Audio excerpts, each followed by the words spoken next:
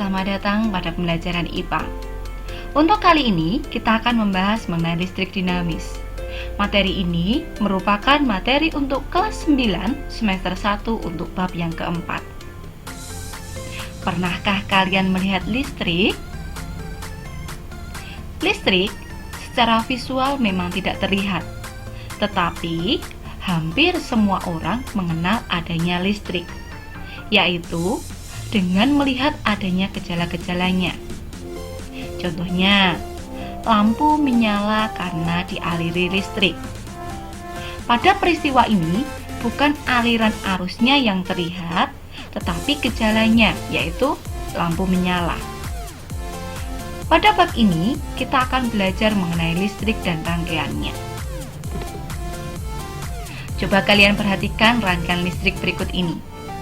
Ini merupakan rangkaian listrik yang paling sederhana.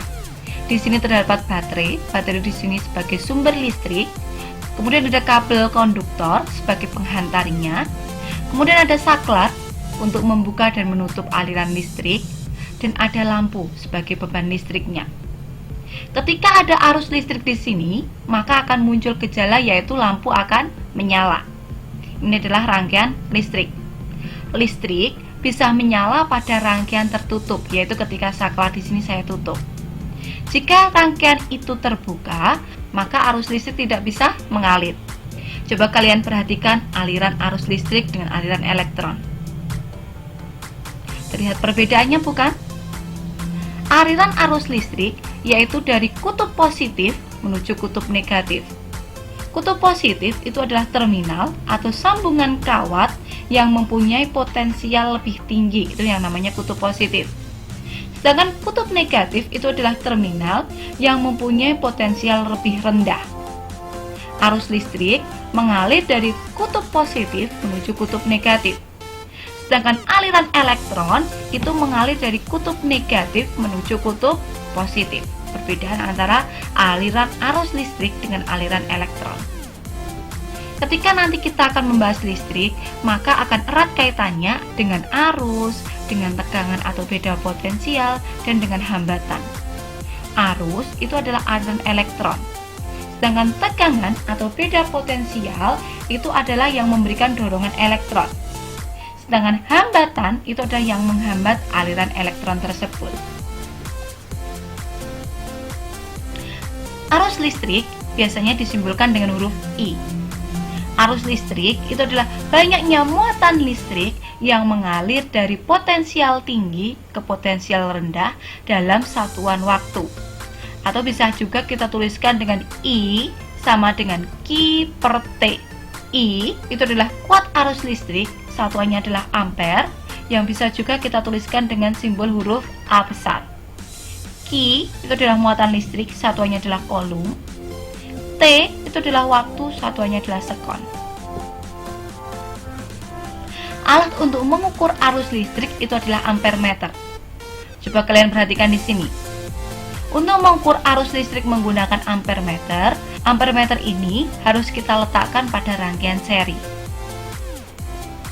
Cara untuk membaca alat ukur ampermeter yaitu dengan cara arus listrik yang terukur sama dengan skala jarum dibagi skala maksimal dikalikan batas ukur. Atau kalau kita lihat pada contoh di sini skala jarumnya menunjukkan angka 60, skala maksimalnya menunjukkan angka 100, dan batas ukurnya menunjukkan angka 5. Maka arus listrik yang terukur itu adalah 60 dibagi 100 kali 5 ampere. Maka kita peroleh arus listriknya adalah 3 ampere. Kemudian kita akan bahas mengenai tegangan listrik. Tegangan listrik biasanya disimbolkan dengan huruf V. Listrik bisa mengalir jika terdapat perbedaan potensial. Beda potensial antara dua titik dalam suatu rangkaian listrik ini yang namanya tegangan listrik.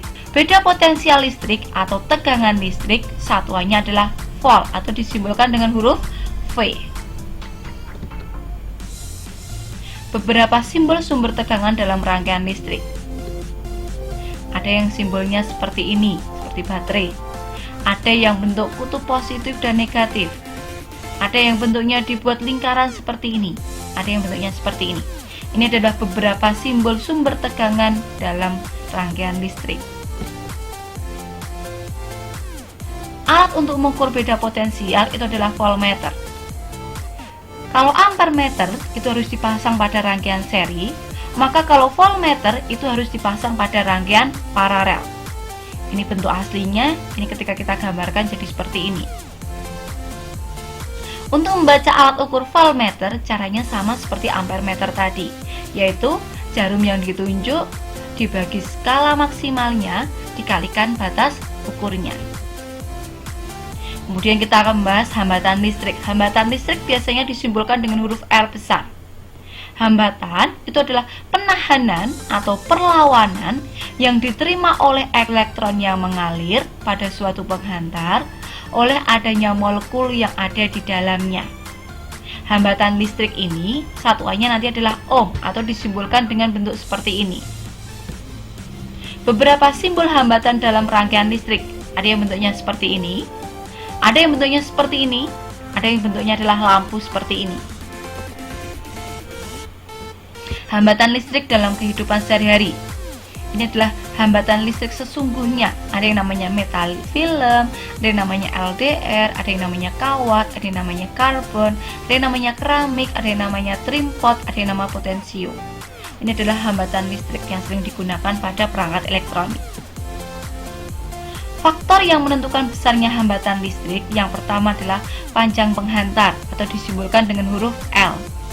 Semakin panjang sebuah penghantar atau semakin panjang sebuah kawat atau kabel, maka hambatannya juga akan semakin besar. Yang kedua adalah luas penampang atau disimbolkan dengan huruf A. Semakin kecil diameter sebuah penghantar atau sebuah kawat atau kabel yang digunakan, maka semakin tinggi juga nilai resistensinya atau nilai hambatannya.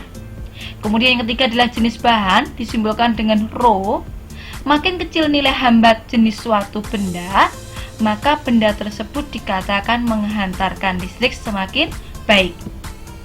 Hubungan ketiganya bisa kita tuliskan, hambatan listrik sama dengan hambat jenis kawat dikalikan panjang penghantar atau panjang kawat dibagi dengan luas penampang atau luas kawat. R di sini adalah hambatan, satuannya adalah ohm.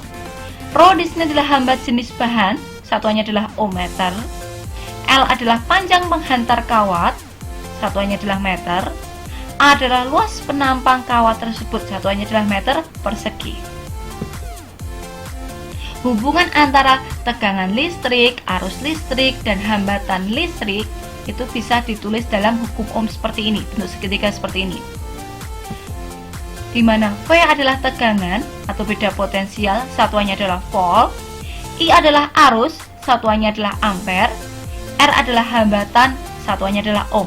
Untuk mencari V, tegangan bisa dicari dengan arus dikalikan hambatan atau I kalikan R.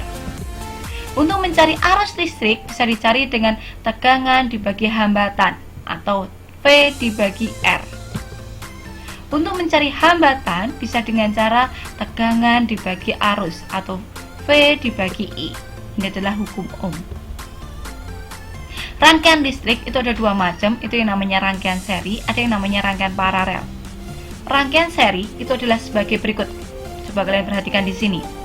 Pada rangkaian seri memiliki susunan yang sederhana sehingga susunan seri tidak memiliki percabangan kabel di antara beban atau sumber tegangan yang terpasang. Ini adalah sumber tegangan, ini adalah bebannya.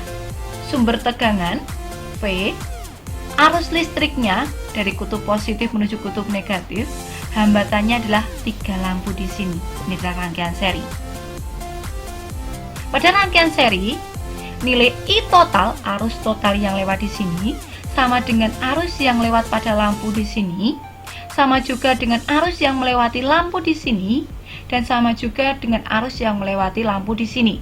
Maka, bisa kita tuliskan I total sama dengan I1 sama dengan I2 sama dengan I3. Sedangkan beda potensial totalnya itu adalah beda potensial di lampu 1 ditambah beda potensial di lampu 2 ditambah beda potensial di lampu 3 dan seterusnya. Itu pada rangkaian seri. Kemudian nilai R total atau hambatan total pada rangkaian seri itu adalah sama juga dengan hambatan pada lampu 1 ditambah hambatan pada lampu 2 ditambah hambatan pada lampu 3 dan seterusnya.